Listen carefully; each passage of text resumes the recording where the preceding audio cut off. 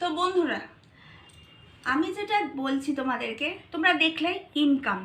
ফার্স্টে আজকে আমি একটু বসেই তোমাদের সাথে শেয়ার করছি।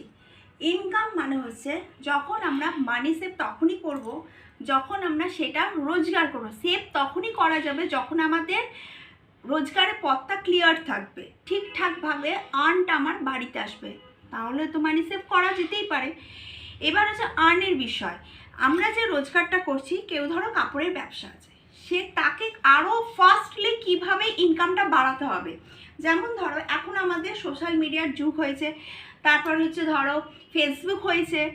আমরা এর মানে এই মাধ্যমটা আমরা হচ্ছে কি তৈরি করতে পারি নিজেদের ব্যবসাটাকে বাড়ানোর জন্য। যেমন আমরা হচ্ছে দোকান থেকে সাপ্লাই করছি কাস্টমারকে যখন আমরা সাপ্লাই করলাম, তারপর আমরা কি করব, ফেসবুক, ইনস্টাগ্রাম, তারপর হচ্ছে যারা ইউটিউব চ্যানেল, সেখানে আমরা কি করব, আমাদের প্রোডাক্ট কত আছে, আমাদের সেল কতটা হতে পারে, সেটা কিন্তু আমরা সেটা ফোন নাম্বার দিয়ে কিন্তু আমরা সেটাকে করতে পারি।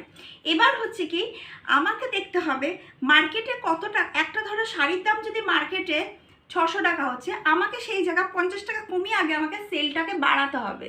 আমাকে সেল বাড়িয়ে কাস্টমার গেইন করতে হবে।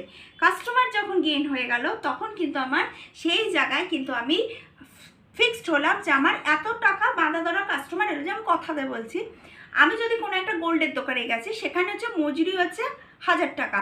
আমার আরেকটা গোল্ডের দোকানে গেছি, সেখানে মজুরি হচ্ছে 800 টাকা। তো আমি কোথায় যাব? আমি কাস্টমার হিসাবে আমি কোথায় যাব?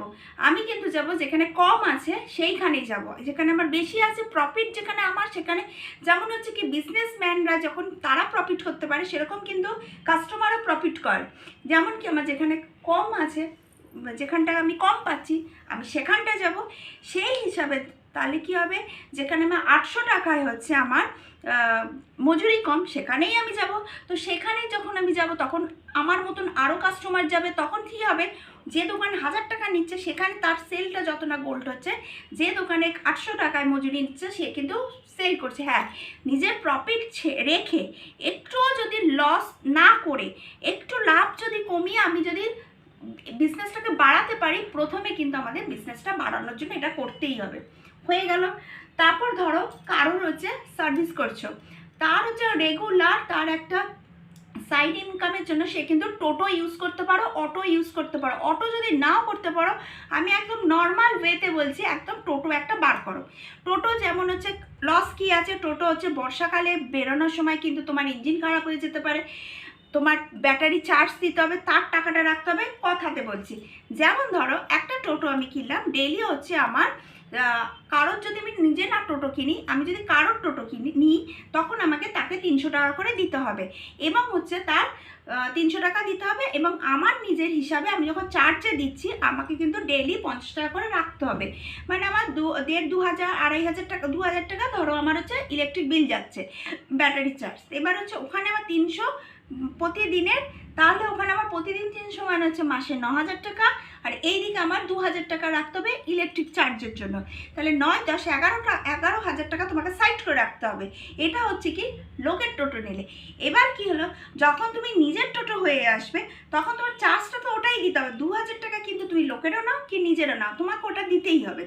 কিন্তু যদি তুমি কষ্ট করে যদি একটা নিজের টোটো নিয়ে নাও, যে যদি নিজে চালাতে পারো, যে এটা সাইড ইনকাম না, কেউ হচ্ছে এই এখানে ধার ওখানে ধার সেখানে ধার এরকম না করে, একটা যদি ফিক্স করো, তুমি নিজের টোটো একটা কেনো, সেই নিজের টোটো করে ভালো মতন খাটো, খেটে তুমি আর্ন করো। আর্ন করে যদি পারো তো আর একটা কেনো, কিনে নিয়ে একটা নিজে চালাও, একটা ভাড়ায় দাও। তাহলে তোমার এই দিক থেকে হচ্ছে, আমি যদি ডেলি 300 টাকা করেও ধরি, তাহলে তোমার নিজের 9000 টাকা হচ্ছে, আর তুমি যদি ভাড়ায় দিয়ে দাও, সেখান থেকে তুমি 9000 টাকা পাচ্ছ, তাহলে 18,000 টাকা কিন্তু তোমার কাছে চলে আসছে। এটা একটা ব্যবসা মানে ইনকামের পদ্ধতি। এবার হচ্ছে তুমি তো নিজে চালাবে, তুমি তো আর 300 টাকা রোজগার করবে না, তুমি সেখানে 600 আসতে পারে, 700 আসতে পারে, 1000ও আসতে পারে। এবার চলো আরেকটা হচ্ছে বিজনেস পদ্ধতি বলি।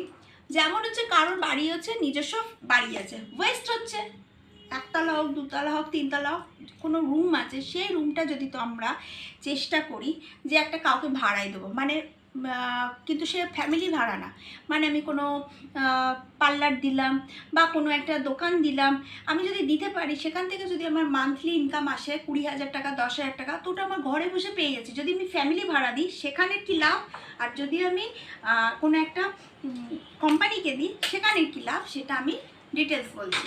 সেটা হচ্ছে কি, ধরো যদি আমি কোম্পানিকে ভাড়া দিই তাহলে হচ্ছে কি আমার লাভটা এটাই আসে, আমি মান্থলি স্যালারিটা বেশি পাবো ওখান থেকে। আর যদি আমি ভাড়াই দিই, ফ্যামিলি ভাড়া, প্রথমত ফ্যামিলি খিচখিচ পিচপিচ একটা থাকবেই, জলের ব্যবস্থার একটা প্রসেস তৈরি করে দিতে হবে ওদেরকে যাতে ঠিকঠাকভাবে থাকে। কোনো কিছু হলেই তো বাড়িওয়ালাকে ধরতেই হবে, বাড়িওয়ালা এটা করে দিন, ওটা করে দিন, ওটা করে দিন, এটা করতে হবে।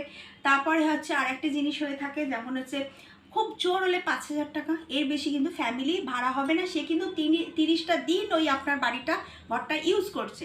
আর যদি কোনো কোম্পানিকে দিন, ওই 30 দিনই তারা কিন্তু ইউজ করবে। তারা কিন্তু একটা টাইমে তারা তালা চাবি দিয়ে আপনার ঘরের মতো থাকবে, তারা কিন্তু চলে যাবে নিজের বাড়িতে। তখন কিন্তু সেখানে আপনি পেয়ে যাচ্ছেন 20,000 টাকা।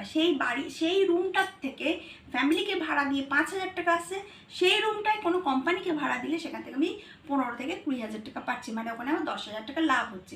সবসময় যে কোনো ইনকাম যখনই আমরা করি না কেন, আমরা তাদের লাভটা সবসময় দেখতে হবে।